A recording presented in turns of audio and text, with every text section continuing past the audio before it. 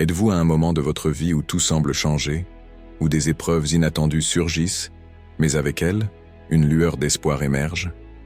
Allah, dans sa sagesse infinie, nous guide souvent vers une nouvelle saison majeure. Ces signes, bien que parfois subtils, sont une invitation divine à avancer avec foi. Comme le dit le verset, « Peut-être que vous détestez une chose alors qu'elle est un bien pour vous. » Sourate Al-Baqarah 216. Dans ce voyage, examinons ensemble les signes clés que vous êtes prêts d'entrer dans une nouvelle étape de votre vie. Section 1. Une épreuve inattendue qui révèle votre force. Imaginez un instant. Tout semble aller pour le mieux dans votre vie. Vous avez un emploi stable, une routine confortable, et soudain, tout bascule. Vous perdez cet emploi. L'angoisse vous envahit, les doutes s'installent. Pourquoi cela m'arrive-t-il? Ai-je fait quelque chose de mal? Pourtant, ce moment de bouleversement contient une vérité profonde. Les épreuves ne sont jamais vides de sens. Elles sont comme une tempête qui nettoie les débris pour révéler un terrain fertile. Dans l'islam, chaque difficulté a une finalité divine. C'est une invitation d'Allah à regarder au-delà de l'apparent, à discerner ce qu'il veut éveiller en vous. La perte de cet emploi n'est peut-être pas un désastre, mais une opportunité déguisée. Peut-être Allah vous prépare-t-il à quelque chose de plus grand, à un rôle qui exigera de nouvelles compétences ou un courage que vous ne saviez pas posséder. Prenons un instant pour réfléchir à cette promesse d'Allah. Certes, avec la difficulté vient la facilité. Sourate Ash-Shar 94, 6. Remarquez la subtilité de ce verset. Allah n'a pas dit qu'après la difficulté viendrait la facilité, mais bien avec la difficulté. Cela signifie que dans l'épreuve elle-même se trouve déjà la solution, la lumière cachée dans l'obscurité. À vous de la chercher. Posez-vous cette question essentielle. Que m'apprend cette difficulté? La réponse pourrait vous surprendre. Peut-être découvrirez-vous une résilience que vous ignoriez, une capacité à vous relever après chaque chute. Ou peut-être Allah vous montre-t-il l'importance de placer votre confiance en lui plutôt qu'en vos propres moyens. L'épreuve devient alors un miroir révélateur de votre force intérieure, un rappel que vous êtes capable de surmonter bien plus que ce que vous imaginez. En islam, les épreuves servent aussi à purifier la foi. Allah teste ses serviteurs non pour les briser, mais pour les élever. Imaginez un bijou précieux plongé dans le feu pour en éliminer les impuretés. De la même manière, vos défis sont des outils divins pour affiner votre foi et renforcer votre lien avec le Créateur. Peut-être que dans cette période de chômage, vous apprendrez à vous rapprocher d'Allah, à lui confier vos peurs et vos espoirs. Un exemple poignant est celui de ceux qui, face à une perte ou une difficulté, découvrent une nouvelle passion ou un talent qu'ils n'auraient jamais exploré autrement. Peut-être avez-vous toujours rêvé de créer quelque chose, d'entreprendre ou de contribuer à votre communauté de manière différente, mais vous n'aviez jamais osé. Ce licenciement pourrait être le signal qu'Allah vous pousse à sortir de votre zone de confort pour accomplir ce pourquoi vous êtes vraiment destiné. Enfin, demandez-vous, quelle qualité en moi est en train de s'éveiller? Les épreuves ont cette capacité unique de réveiller des vertus en sommeil. La patience, par exemple, s'affermit lorsque l'on doit attendre sans savoir ce que l'avenir réserve. La gratitude devient plus profonde lorsque l'on réalise les bénédictions que l'on avait peut-être prises pour acquises. La foi elle-même s'intensifie lorsque l'on choisit de faire confiance à Allah, même dans l'incertitude. Ainsi, plutôt que de voir l'épreuve comme une punition, percevez-la comme un acte d'amour divin. Allah veut vous rapprocher de lui, vous préparer pour une étape supérieure de votre vie. Chaque larme que vous versez, chaque prière que vous murmurez dans la douleur est comptée par celui qui ne dort jamais. L'épreuve, aussi difficile soit-elle, est un signe que vous êtes sous son regard, un rappel que vous êtes digne de son attention et de sa guidance. Alors, si vous traversez une tempête aujourd'hui, prenez un moment pour vous arrêter. Respirez profondément et dites-vous, cette épreuve est là pour une raison. Allah a un plan pour moi, même si je ne peux pas encore le voir. Faites confiance au processus, car derrière chaque difficulté se cache une facilité. Section 2. Une perte apparente, un gain caché. Imaginez un homme qui un jour voit ses économies disparaître, emporté par une mauvaise décision ou un imprévu.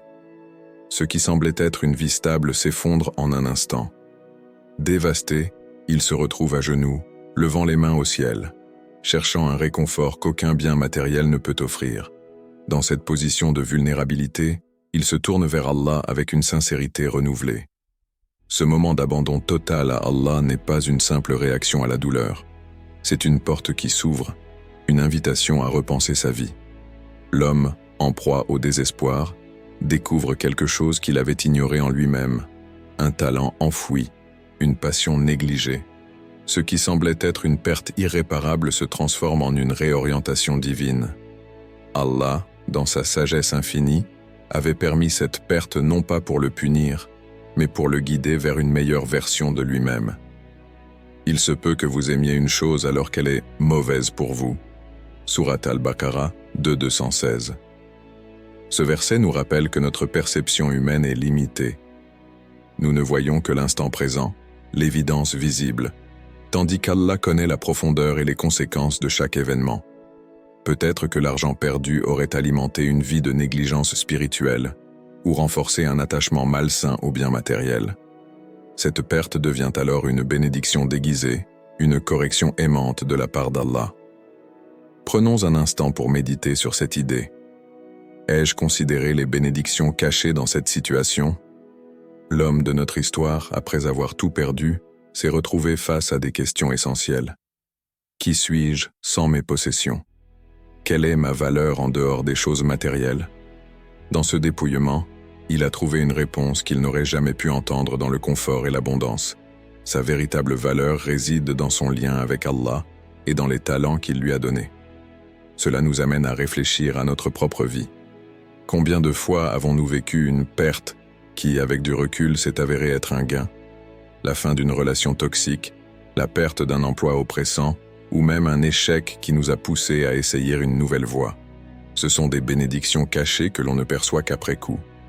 Allah utilise souvent les épreuves pour nous détacher des illusions et nous orienter vers l'essentiel. Lorsqu'il ferme une porte, c'est pour nous guider vers une autre, mieux adaptée à nos besoins et à nos capacités. Mais pour voir ces portes, il faut accepter de lâcher prise et d'avoir confiance en lui. Dans le cas de cet homme, sa perte financière l'a conduit à explorer un talent qu'il avait toujours négligé. Peut-être était-il doué pour l'artisanat, l'écriture, ou même pour enseigner. En développant ce talent, il a non seulement trouvé un nouveau moyen de subsistance, mais il a également ressenti une satisfaction profonde, celle de vivre en harmonie avec la volonté divine. Ce récit soulève une question fondamentale pour chacun de nous. Suis-je attaché à ce que je possède ou à ce que je suis ? Les possessions matérielles, bien qu'agréables, sont temporaires. Elles ne définissent pas notre véritable essence. En revanche, nos talents, notre foi et notre capacité à grandir dans l'adversité sont des trésors qui transcendent le temps. Dans les moments de perte, il est naturel de ressentir de la tristesse ou de l'inquiétude, mais ces émotions doivent être accompagnées d'une introspection et d'une prière sincère.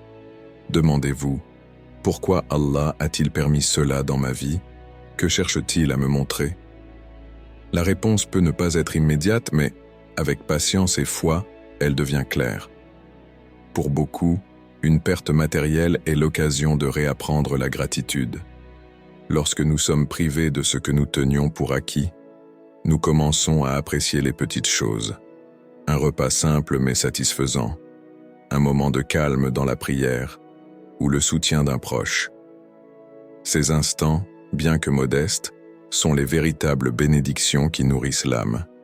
Enfin, souvenez-vous que ce qui semble être un revers peut être une étape vers un gain plus grand. Tout comme l'homme de cette histoire, chaque difficulté peut nous transformer si nous l'acceptons comme une opportunité. Allah ne prive jamais ses serviteurs sans raison. Derrière chaque perte se cache un gain, derrière chaque douleur, une leçon, et derrière chaque épreuve, une bénédiction. Alors, lorsque vous vous trouvez face à une perte apparente, ne vous précipitez pas pour la considérer comme un échec. Tournez-vous vers Allah, méditez sur sa sagesse et ouvrez votre cœur à ce qu'il veut vous enseigner. vous découvrirez peut-être que cette perte était en réalité un acte d'amour divin, une manière pour Allah de vous réorienter vers votre véritable destinée. Section 3. Une ouverture vers l'inattendu. La vie a une manière surprenante de nous diriger vers des destinations que nous n'aurions jamais envisagées. Ce qui, à première vue, peut sembler être un détour ou une impasse, est souvent une route soigneusement tracée par Allah. C'est une invitation à lâcher prise sur nos propres plans pour embrasser la sagesse divine, souvent voilée d'incertitudes et d'épreuves. Prenons l'exemple de l'histoire de Youssouf, que la paix soit sur lui, un récit emblématique d'un cheminement inattendu. Jeté dans un puits par ses propres frères, il aurait pu croire que son histoire se terminait là, au fond de cet abîme sombre. Mais ce moment, si désespérant qu'il fut, n'était que le début d'un parcours extraordinaire. Youssouf fut vendu comme esclave, puis emprisonné injustement, avant de devenir l'un des leaders les plus influents de son temps. Ce qui semblait être une série de malheurs n'était, en réalité, qu'une préparation minutieuse orchestrée par Allah pour l'élever à une position de grandeur. Allah dit dans le Coran, « Et ils ont fait un plan, et Allah a fait un plan, et Allah est le meilleur des planificateurs. » Sourate Al-Imran 3,54. Ce verset nous rappelle que les plans des humains, aussi mal intentionnés ou limités soient-ils, ne peuvent contrecarrer les desseins divins. Chaque tournante imprévue, chaque porte qui se ferme et chaque défi apparemment insurmontable font partie d'un plan plus vaste, conçu par celui qui connaît le passé, le présent et l'avenir. Un chemin imprévu, une leçon essentielle. Imaginez que vous êtes confronté à une situation où tout semble aller à l'encontre de vos attentes. Peut-être avez-vous perdu un emploi que vous aimiez ou une opportunité que vous aviez planifiée ne s'est pas concrétisée. Ces moments peuvent être remplis de confusion et de frustration. Pourtant, ils sont souvent les tremplins vers des bénédictions insoupçonnées. Allah, dans sa sagesse infinie, ouvre des portes que nous n'aurions jamais pensé à pousser. Mais pour les voir, nous devons apprendre à faire confiance à son plan, même lorsque le chemin semble incertain. Accepter l'incertitude comme un acte de foi. Posez-vous cette question. Suis-je prêt à accepter ce nouveau chemin, même s'il semble incertain? Accepter l'incertitude n'est pas une faiblesse, mais un acte de foi.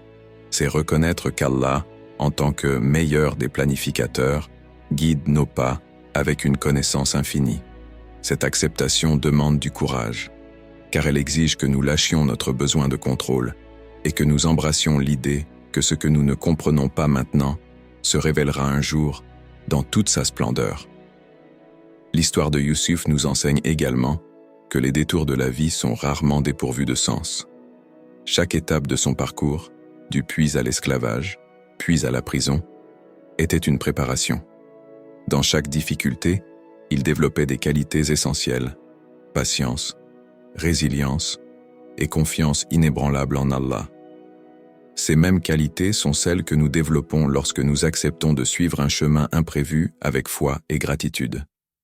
L'importance de la perspective. Lorsqu'un chemin inattendu s'ouvre, il est essentiel de changer de perspective. Au lieu de demander « Pourquoi cela m'arrive-t-il ?», posez cette question. Qu'est-ce qu'Allah essaie de m'enseigner à travers cela? Ce changement d'état d'esprit transforme l'épreuve en une opportunité d'apprentissage et de croissance. Par exemple, une personne qui se voit refuser une opportunité qu'elle convoitait peut être amenée à explorer un domaine qu'elle n'aurait jamais envisagé. Cette nouvelle voie, bien que déroutante au début, peut révéler des talents ou des passions cachées. Ce n'est qu'en rétrospective que nous réalisons souvent que ces détours étaient, en fait, des raccourcis vers une vie plus riche et plus épanouie. Une confiance inébranlable en Allah. Lorsque nous faisons face à l'inconnu, il est naturel de ressentir de la peur. Mais cette peur ne doit pas nous paralyser. Elle doit nous pousser à nous tourner vers Allah, à chercher refuge et guidance auprès de lui. Rappelez-vous que celui qui a créé l'univers et qui maintient les étoiles en équilibre est le même qui guide votre vie. Rien n'échappe à sa volonté et chaque détail de votre existence est entre ses mains. La clé est de renforcer notre foi en cultivant une relation étroite avec Allah. Cela peut se faire par des actes d'adoration, des invocations sincères, et une méditation sur ses noms et attributs. Le fait de savoir qu'Allah est Ar-Rahman, le tout miséricordieux, et Ar-Razzaq, le pourvoyeur, nous aide à trouver la paix, même lorsque nous marchons sur des sentiers inconnus. Laissez la foi illuminer le chemin. Les chemins inattendus ne sont pas toujours faciles. Ils peuvent être remplis d'obstacles et d'incertitudes. Mais ces défis ne sont pas là pour nous briser. Ils sont là pour nous façonner. Tout comme Youssouf a été préparé à sa mission à travers des épreuves, nous aussi sommes préparés à notre destin unique par les expériences que nous vivons. Alors, lorsque vous vous trouvez à un croisement de votre vie, n'ayez pas peur de prendre le chemin que vous n'auriez jamais envisagé. Avec Allah comme guide, même les chemins les plus obscurs deviennent illuminés. Ayez confiance en lui et laissez-vous surprendre par la beauté de son plan. Section 4. Une connexion spirituelle plus forte. L'un des cadeaux les plus profonds que l'épreuve peut offrir est la chance de renforcer notre lien avec Allah. Les défis de la vie ont cette capacité unique à révéler les failles dans nos priorités et à nous rappeler notre dépendance totale envers le Créateur. Lorsqu'Allah nous prépare à une nouvelle saison, il le fait souvent en ravivant en nous un besoin intense de connexion spirituelle. Prenez l'histoire de cette femme qui, à travers la perte d'un proche, a redécouvert une intimité avec Allah qu'elle n'avait jamais ressentie auparavant. Ce moment, bien que rempli de douleur, était en réalité une invitation à se rapprocher de celui qui guérit les cœurs brisés. Allah nous rassure dans le Coran. « Et quand mes serviteurs t'interrogent sur moi, alors je suis prêt. Je réponds à l'appel de celui qui m'invoque. » Sourate Al-Baqarah 286. Cette promesse divine est une source de réconfort pour tous ceux qui se tournent vers lui dans les moments de difficulté. Un appel vers la prière sincère. L'épreuve est un puissant catalyseur pour la prière sincère. Lorsque nous faisons face à l'incertitude ou à la perte, notre cœur se tourne instinctivement vers celui qui détient toutes les solutions. La prière devient plus qu'une obligation rituelle, elle devient une conversation intime avec Allah. C'est un moment où nos cœurs s'ouvrent pleinement, sans masque ni prétention. Demandez-vous, comment puis-je renforcer ma relation avec Allah dans cette saison de transition ? La réponse réside souvent dans la constance. La prière régulière, même lorsqu'elle est teintée de larmes et de vulnérabilité, est un acte d'amour et de foi. Chaque prosternation, chaque supplication est une étape vers un cœur plus apaisé et une foi renouvelée. Les bienfaits cachés de la perte. La perte, qu'elle soit matérielle, émotionnelle ou personnelle, a le pouvoir de recentrer notre attention sur ce qui compte vraiment. Elle brise les illusions de contrôle que nous avons et nous rappelle que tout dans cette vie est temporaire. Cela peut sembler cruel au premier abord, mais c'est en réalité un acte de miséricorde. Allah utilise souvent ces moments pour nous éloigner des distractions mondaines et nous rapprocher de lui. Une femme qui a perdu un être cher témoigne qu'elle n'avait jamais ressenti une telle proximité avec Allah avant cet événement. Sa douleur l'a conduite à réfléchir sur l'impermanence de ce monde et sur l'importance de construire une relation solide avec son Créateur. Elle a appris à trouver du réconfort dans les versets du Coran et à placer sa confiance en la sagesse divine. L'importance de la réflexion. Renforcer sa foi ne se limite pas à prier ou à jeûner. Cela inclut également la réflexion. Prenez du temps pour méditer sur votre vie, sur les bénédictions dont vous jouissez et sur la façon dont Allah vous a guidé jusqu'à présent. Ces moments de réflexion sont comme des fenêtres qui vous permettent de voir les fils invisibles du plan divin. Posez-vous cette question. Quels aspects de ma relation avec Allah nécessitent une attention particulière? La réponse peut varier d'une personne à l'autre. Pour certains, cela pourrait signifier réciter davantage le Coran. Pour d'autres, cela pourrait impliquer de s'engager dans des actes de charité ou de pardonner ceux qui les ont blessés. La foi comme ancre dans la tempête. Lorsque nous traversons une période de transition, la foi devient une ancre qui nous empêche de sombrer dans le désespoir. Ce n'est pas un mécanisme d'évitement, mais une source de force intérieure. Les personnes qui renforcent leur connexion avec Allah durant ces moments développent une résilience extraordinaire. Elles trouvent la paix dans le chaos, sachant qu'Allah est toujours avec elle. La prière et la réflexion sont des outils puissants pour fortifier cette ancre. Imaginez une personne au bord d'une falaise, le vent hurlant autour d'elle. La seule chose qui la maintient est une corde solide, symbolisant sa foi en Allah. Cette image nous rappelle que peu importe la violence de la tempête, celui qui s'accroche à sa foi ne sera jamais abandonné.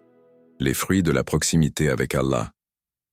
Une connexion spirituelle renforcée ne se limite pas à surmonter une épreuve. Elle transforme également notre perspective. Nous commençons à voir les défis comme des opportunités de croissance et à accueillir l'inattendu avec sérénité. Cette transformation intérieure a un effet domino sur tous les aspects de notre vie, influençant nos relations, nos décisions et notre état d'esprit général. Rappelez-vous que la foi n'est pas statique. Elle est vivante et croît à travers les expériences. Chaque moment de prière, chaque verset récité et chaque réflexion vous rapproche un peu plus d'Allah. Une invitation à l'action. Cette saison de transition est une opportunité précieuse. Utilisez-la pour approfondir votre relation avec Allah. Consacrez du temps à prier avec sincérité, à méditer sur ses attributs et à chercher des moyens de l'adorer dans vos actions quotidiennes. Transformez chaque défi en un pas vers lui et vous découvrirez une paix et une force que rien ni personne ne pourra ébranler. Section 5. Un désir de contribution et de service.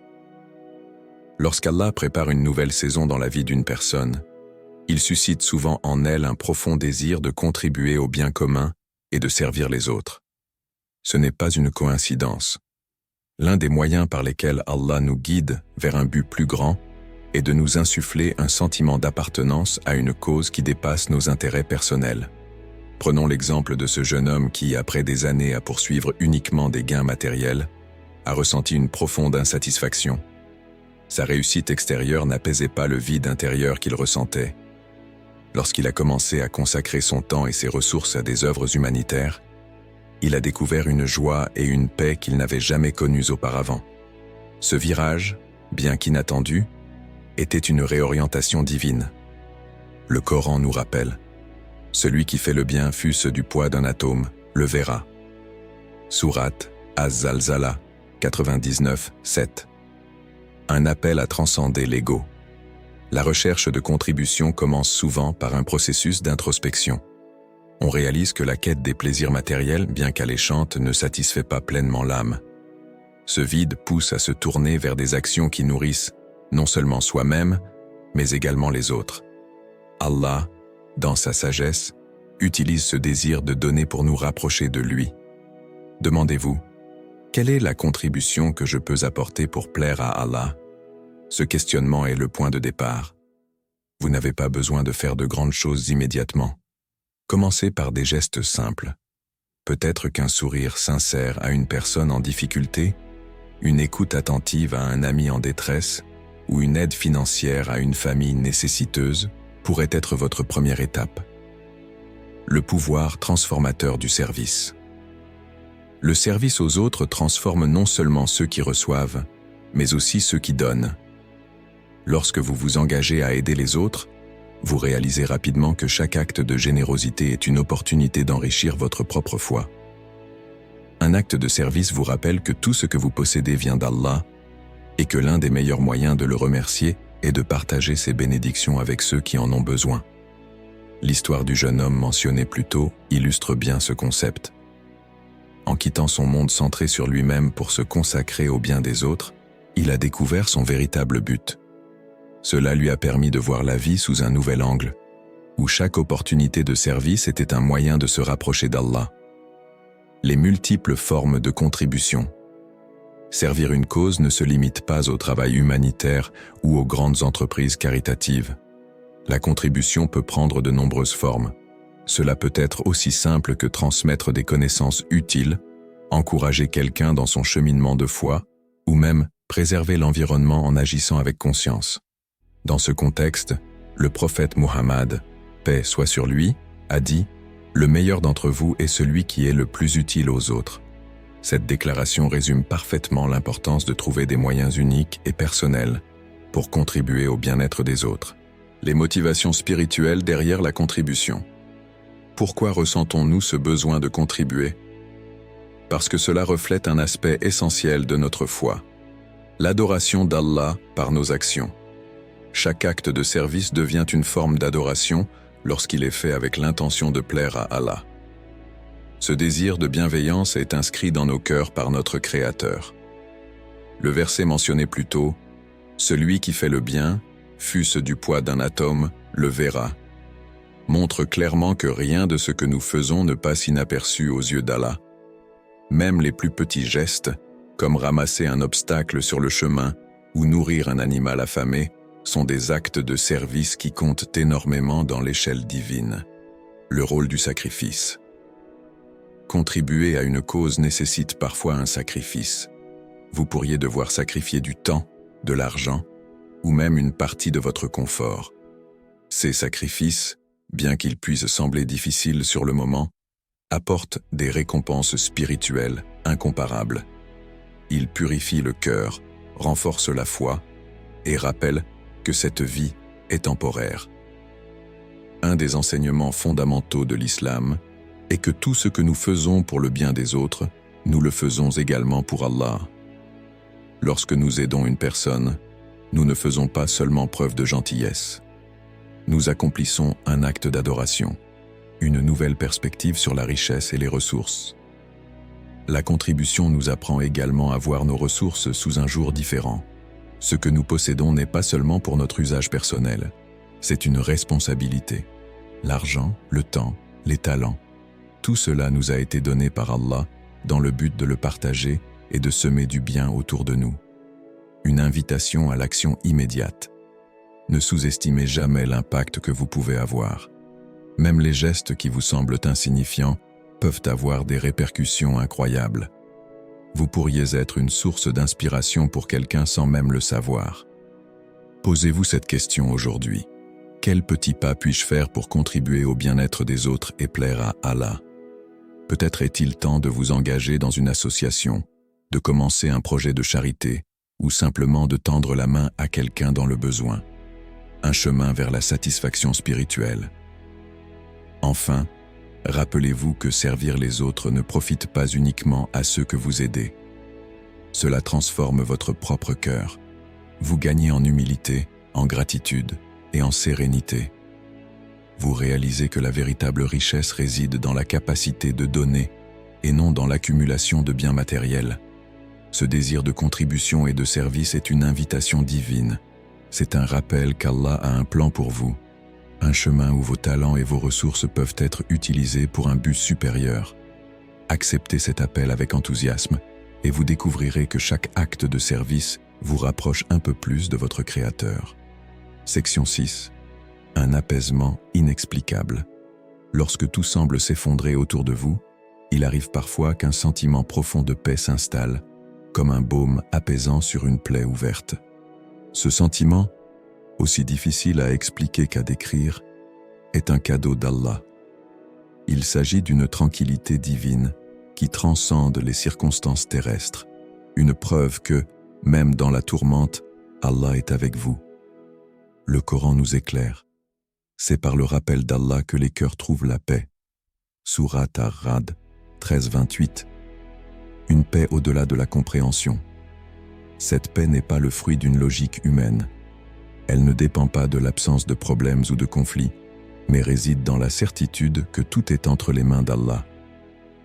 Imaginez-vous être sur un bateau pris dans une tempête, mais au lieu de paniquer, vous ressentez une assurance inexplicable, une confiance inébranlable dans le capitaine.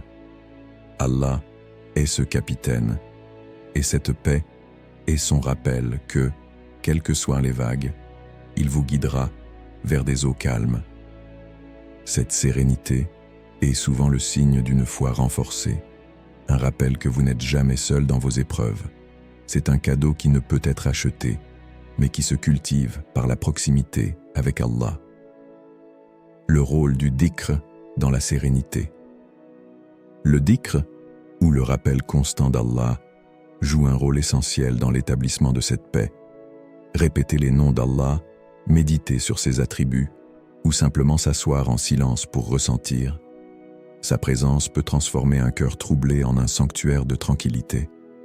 Le simple fait de réciter des expressions comme « Subhanallah »,« Gloire à Allah »,« Alhamdulillah »,« Louange à Allah » ou « Allahu Akbar »,« Allah est le plus grand », peut changer votre perspective. Le dhikr n'est pas seulement un acte verbal, c'est une reconnexion spirituelle. Il recentre vos pensées, apaise vos angoisses et vous rappelle que vous n'avez pas à porter le poids du monde seul. Un apaisement qui impacte votre entourage. Cette paix intérieure a une manière étonnante de se propager. Lorsque vous incarnez la tranquillité au milieu du chaos, votre entourage le remarque. Votre calme inspire les autres à rechercher également cette sérénité. Vous devenez alors un phare, une source de lumière et de stabilité pour ceux qui sont ébranlés par leur propre tempête. Rappelez-vous, tout comme la peur et l'inquiétude peuvent être contagieuses, la paix l'est aussi. En vous appuyant sur Allah pour cultiver cette tranquillité, vous créez un espace où d'autres peuvent également trouver refuge. Des exemples inspirants d'apaisement. L'histoire des croyants persécutés dans l'histoire islamique offre des leçons puissantes. Malgré des circonstances atroces, ils ont maintenu leur foi et trouvé un apaisement inexplicable dans leur lien avec Allah. Ces récits montrent que la paix d'Allah transcende les situations les plus sombres. Un exemple contemporain pourrait être celui d'une mère qui perd son enfant, mais trouve la force de sourire et de dire « Alhamdulillah » dans son deuil. Ce sourire n'est pas un déni de la douleur, mais un témoignage de sa foi en Allah et de sa confiance dans sa sagesse. Nourrir cette paix au quotidien. Cultiver cette paix demande un engagement quotidien. Voici quelques moyens d'y parvenir. La prière régulière, Salah. Elle est la connexion directe avec Allah, un moment pour déposer vos fardeaux et renouveler votre foi. La lecture du Coran. Les paroles divines contiennent des promesses et des rappels qui apaisent le cœur. L'invocation, Dua. Parlez à Allah avec honnêteté et demandez-lui cette paix. L'acte de gratitude. En reconnaissant les bénédictions, même dans les moments difficiles, vous réalignez votre esprit sur la bonté d'Allah. Partagez cette paix avec les autres. Une fois que vous avez commencé à ressentir cette paix, il devient naturel de vouloir la partager. Cela peut se faire par des paroles encourageantes, des actes de générosité, ou simplement en écoutant attentivement ceux qui traversent des moments difficiles. Rappelez-vous, votre tranquillité peut être le rappel qu'Allah envoie à une autre personne. Parfois, votre calme est la réponse à leur angoisse, la paix comme signe divin. Enfin, posez-vous cette question. Comment puis-je nourrir cette paix et la partager avec mon entourage? Cette réflexion vous permettra de rester attentif à votre état intérieur et d'en faire un outil puissant pour inspirer et guider les autres. En conclusion, cette paix inexplicable est un des signes les plus clairs qu'Allah travaille dans votre vie. Elle témoigne de sa proximité et de sa bienveillance envers vous. Cultivez-la, protégez-la et laissez-la illuminer le chemin pour vous et pour ceux qui vous entourent. Une prière pour accueillir cette nouvelle saison. Seigneur, guide-nous dans cette transition, renforce notre foi et fais de nous des serviteurs reconnaissants et utiles. Accorde-nous la sagesse de comprendre tes signes et le courage de suivre ton chemin. Amin.